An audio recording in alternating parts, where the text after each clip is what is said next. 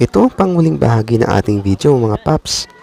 Pagkatapos natin kumain ng tanghalian at maidlip ng sandali, gagawin natin ang activity na tinatawag na monkey bridge, kung saan kailangan lang natin tumawid sa kabila gamit ang mga kable. Sige.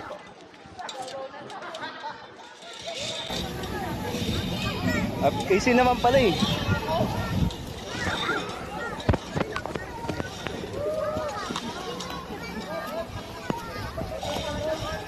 Okay.